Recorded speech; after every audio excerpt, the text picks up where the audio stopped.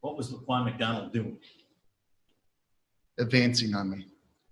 And did you say anything to LaQuan McDonald? I was yelling at him, drop the knife. I yelled it, I don't know how many times, but that's all I yelled. And did he keep advancing toward you? He never stopped. How close did he get to you? He got probably about 10 to 15 feet away from me.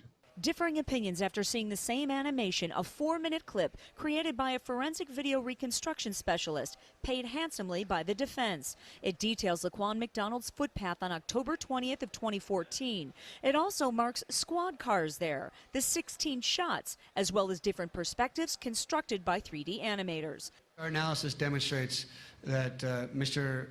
McDonald was getting closer to Officer Van Dyke up until the time of the shooting. But the prosecution was not hearing of it. Marilyn Height-Ross, often becoming verbally combative. She maintains this version is just a creation, not, quote, real. And the source for it? Van Dyke's attorneys alone. The prosecution painting a picture of an inaccurate animation, missing details she thinks is important to the case. The animation was entirely inaccurate. That clearly demonstrated to me that LaQuan McDonald was getting ready to go on. He was getting ready to attack. They cannot change the fact that there were other officers on the scene at the very beginning who tried to de-escalate with tasers. And you cannot change the fact that this man was allowed to come on the scene and within 6 seconds put 16 bullets into this young man. 16 shots doesn't look pretty, does it? It doesn't look pretty. But since when does doing our job as police officers look pretty? We, the jury, find the defendant, Jason Van Dyke, guilty of second-degree murder. We, the jury, find the defendant, Jason Van Dyke, guilty of aggravated battery with a firearm, guilty of aggravated battery with a firearm, 16 shots.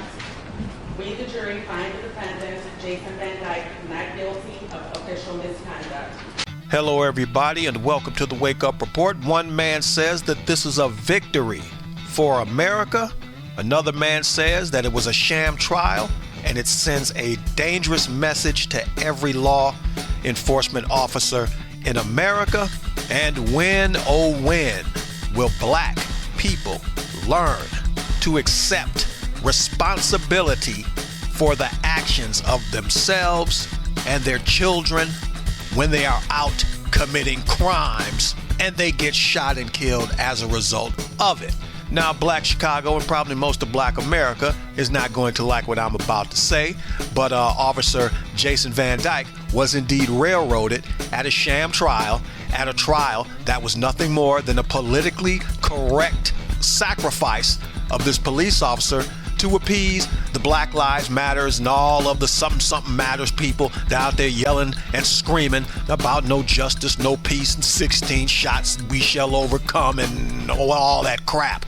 All right, never mind that this is the same Chicago that this summer was an absolute killing field of death and destruction. A black Chicago, mind you, whose death and destruction meter is so high that 2 kids were found shot and killed out in a field somewhere, that somebody unloaded into a store and murdered a group of people, and that another one of your favorite Chicago black folk was walking down the street with a handgun, and when the cops attempted to stop him, he tried to pull that gun out, kill the cops, and he got shot and killed as a result. So I imagine if you tally up the amount of bullets that black folk have used on themselves this summer in Chicago alone, 16 bullets is no comparison to the thousands and thousands of rounds of ammunition that black folk have used on themselves.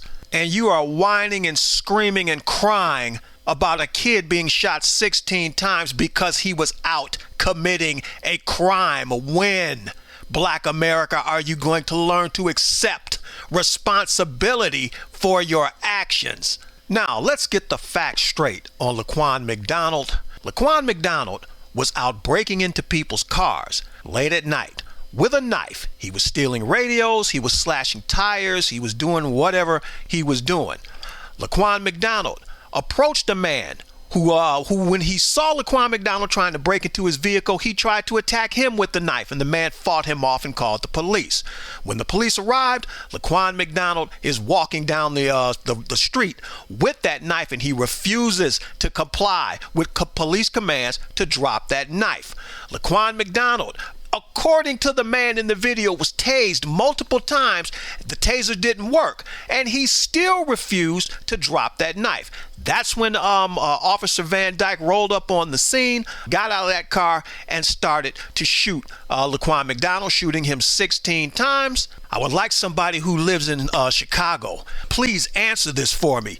If you live in a city where you think that the white police officers are so racist and they just so have it in for the black men of Chicago, why do you continue to commit crime after crime after crime and put yourselves in a position to give those racist white cops an excuse to shoot you? Reverend Martin Hunter, this is a victory for America, Hunter.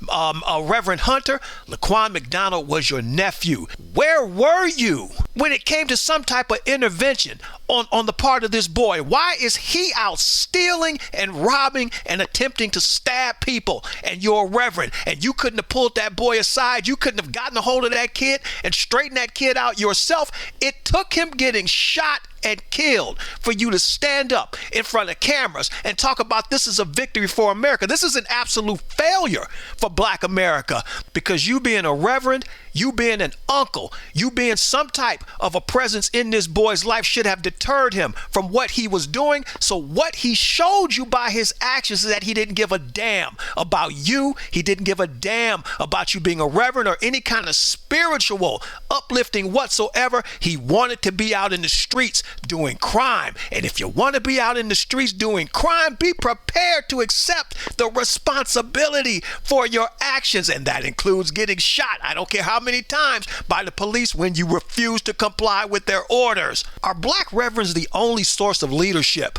that come out of Black America? Why can't we just get some type of official leadership when it comes to being spokespersons for black people and their issues and concerns, and when stuff like this happens? Why do we always have to go to these reverends? There's never anybody from a city council. There's never anybody from a neighborhood group. There's never anybody other than these reverends that anoint themselves as spokespersons for Black America. We have to stop that mess. Okay, be about the business of administering the word of God if that is your function in the black community. And it is quite obvious that it ain't working in your community, Mr. Hunter, and your nephew is an example of your failure as a spiritual leader. So how can you speak for me or anybody else when you're failing with your own family? Now, Mr. Van Dyke is not innocent by any means when it comes to this whole matter, not because of the 16 shots fired, although I will say those first 10 shots, well, that kind of did it. You didn't have to rattle off 6 more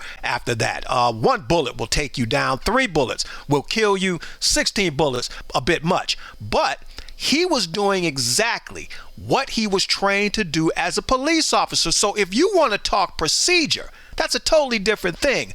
Those police officers are taught that when they have to fire on a suspect, they are to unload that weapon, because they don't know if the person is going to get up. They don't know if the person is going to continue to come after them, especially when tasering somebody multiple times does not work. There is also this thing called the 21-foot rule, I believe, that an attacker with a knife, unless that police officer has his firearm out and ready to shoot, they can get to that cop with that knife and do damage to that cop before that cop has a chance to even get off one shot. Now, where you messed up is when you got in court and told them that you said multiple times to him to drop that knife. When you play that video back, you can hear everything: police sirens, car alarms, whatever it is.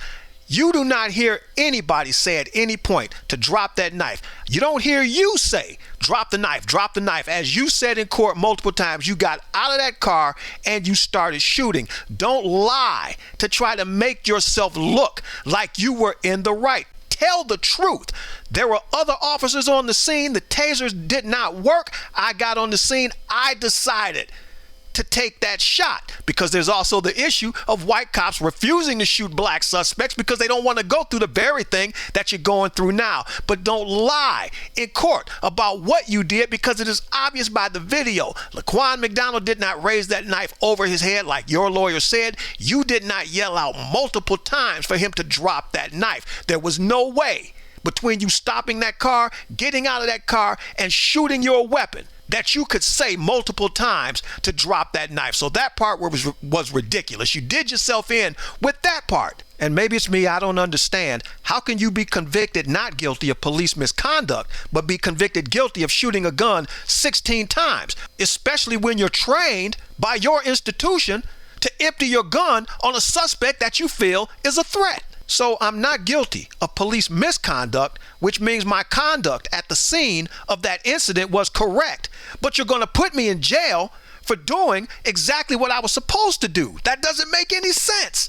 Chicago is one big hot mess.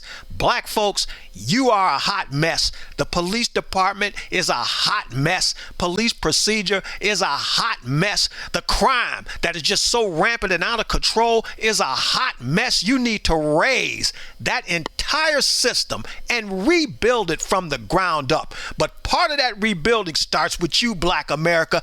Quit going to bat for thugs, criminals, punks, hoodlums, gangsters that on any other day are riddling your neighborhoods up with bullets, stabbing your kids, stabbing your babies, stabbing your senior citizens. And then when a police officer shoots a criminal for doing criminal things, you want to go to bat for a criminal quicker than you'll go to bat for somebody who's totally innocent when it comes to a lot of things. We need effective, real leadership in black neighborhoods across this country. Stop going to these reverends for every single thing when something pops off in a black neighborhood. They do not speak for me. They do not speak for you half the time. They misrepresent black folks when it comes to a lot of things. And we have to put a stop to people anointing themselves as spokespersons for Black America. When are we going to anoint somebody to speak for us instead of it being the other way around? The trial was a sham. All them people out there protesting and screaming were a sham.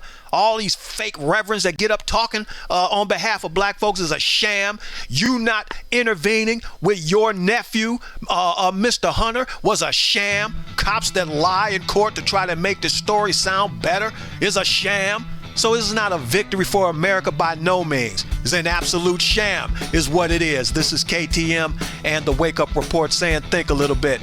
It will do wonders for you.